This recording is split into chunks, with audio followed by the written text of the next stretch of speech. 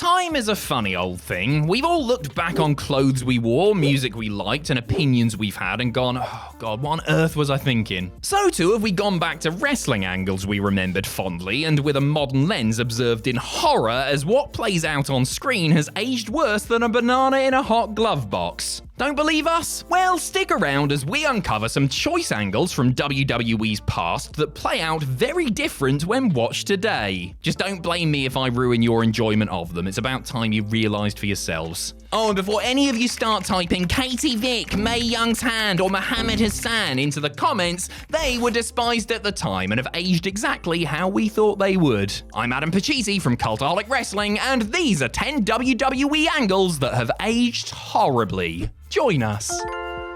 Number 10, HLA. Nothing screams aged badly than most of what went down during the Attitude and Ruthless Aggression eras, where profanity, violence, and sexualized content were the norm every Monday night. So of course, we cannot talk about the Ruthless Aggression era without mentioning Eric Bischoff and HLA. Hot lesbian action. You can almost hear Jerry the King Lawler's stiffy, can't you?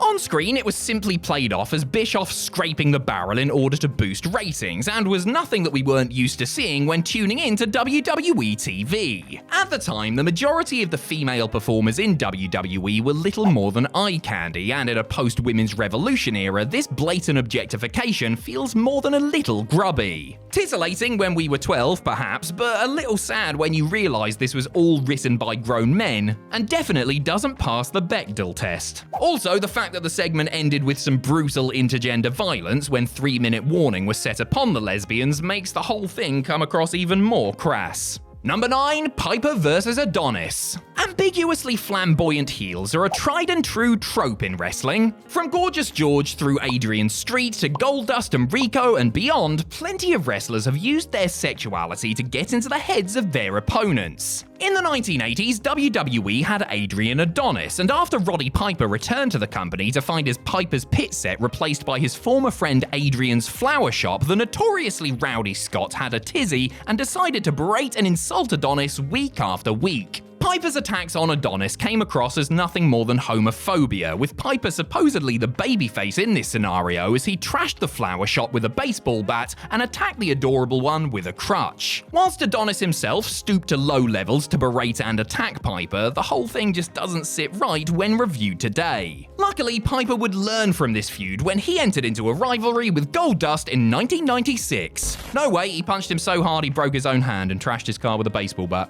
Sorry, my mistake.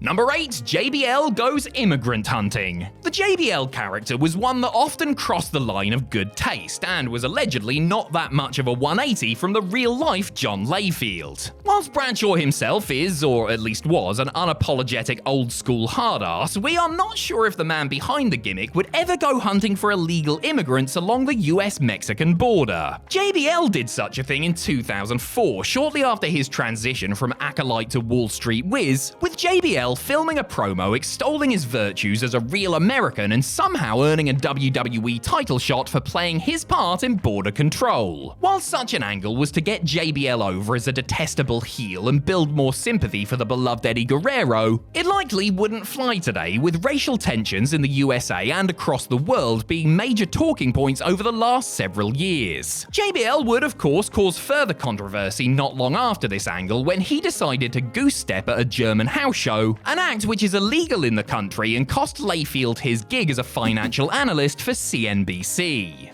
Number 7, the wedding of Billy and Chuck.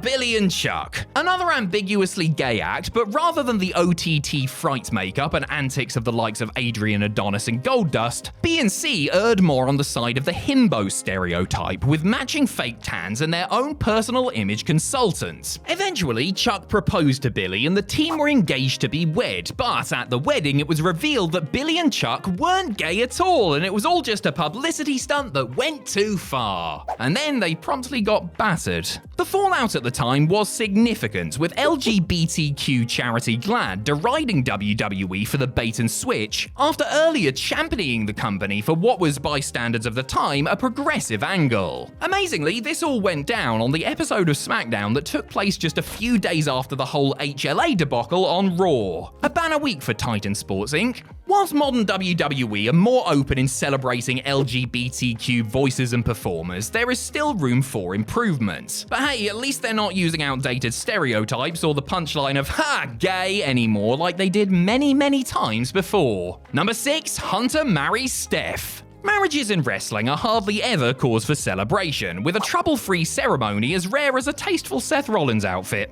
One rarity of an on-screen marriage that actually stood the test of time was that of Triple H and Stephanie McMahon in 1999, several years before their IRL nuptials. However, we can't gloss over just how the two became wedding kayfabe, with Trips drugging Stephanie and impersonating her voice saying "I do" at a drive-through chapel in a move designed to piss off Vince McMahon and Test. Steph eventually turned heel and went, "Gee, Hunter is clearly the man for me," and the rest is history. While Steph ultimately revealed that the whole thing was planned by the sneaky pair, it makes for very uncomfortable viewing in the modern era, where debates around consent and assaults against women are major issues that led to sustained protests and campaigns across the world, including the industry-specific Speaking Out movement. Number 5, Mankind says I quit. When The Rock turned heel on Cody Rhodes in 2024 and unleashed a vicious side, many were surprised at just how ruthless Rocky could be. Those people clearly had never seen corporate Rock at his heel worst. During his feud with Mankind over the World Championship in 1999, Rocky wanted to crush Mankind physically as well as spiritually, with Mick Foley's alter ego having transformed into a lovable underdog in the few months prior. Whilst the angle itself remains alright overall, we have to look at the 1999 Royal Rumble and what played out during their infamous I Quit match. We all know the score by now: Mankind in handcuffs, Rock with a chair, and 11 hard, unprotected shots to the head.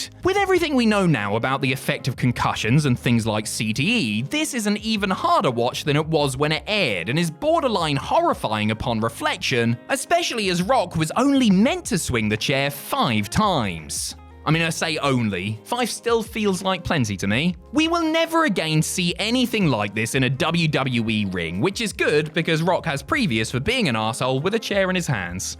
Number 4, DXs Nation Abomination. D-Generation X were a gang of naughty little chickens, weren't they? When they weren't pretending sausages were willies or showing their bums to people, they were adopting blackface and using racially insensitive imagery to poke fun at their rivals. Like clickmates the NWO before them, DX thought they would cosplay as their rivals for some hilarious banter, with Triple H, X-Pac, Road Dogg, Billy Gunn and Chyna poking fun at The Rock, D'Lo Brown, Mark Henry and The Godfather. Oh, and Jason Sensation pretended to be Owen Hart too. Chyna fortunately decided against blacking up, but the rest of DX had no qualms in painting themselves to cover their white skin. Astonishingly, DX were actually the baby faces here too, but if they tried it today, you would bet they would be cancelled, fired, and ostracized quicker than you can say, "Oh, for fuck."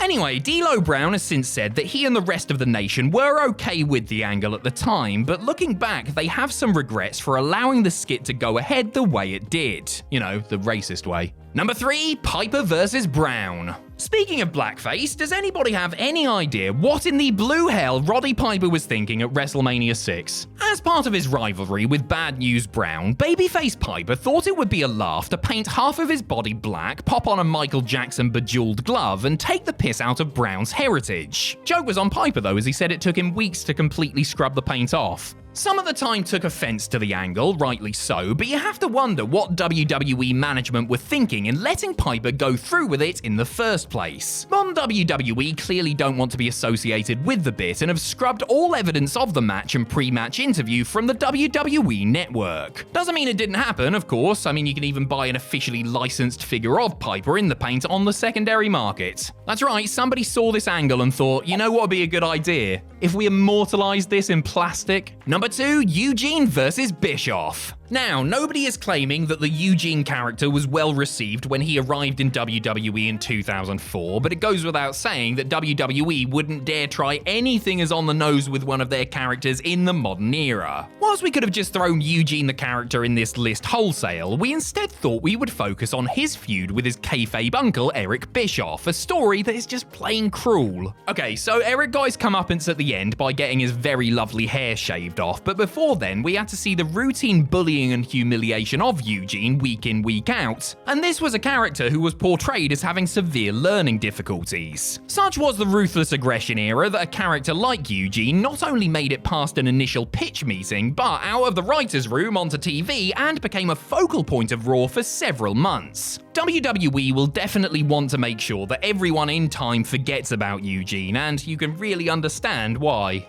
Number 1, pretty much any angle involving Mr. McMahon. The Mr. McMahon character was pivotal to the Attitude Era, with the corporate suit doing everything in his power to make sure the renegade Steve Austin wasn't the face of the company. Outside of the wildly successful Austin feud, though, McMahon's storylines were rooted in humiliation, sex, and the corruption of absolute power. We think of McMahon making Trish Stratus strip and then bark like a dog in the ring, the countless divas he made out with, his on-screen drugging of wife Linda McMahon, the feud with God, and of course, the Kiss My Ass Club.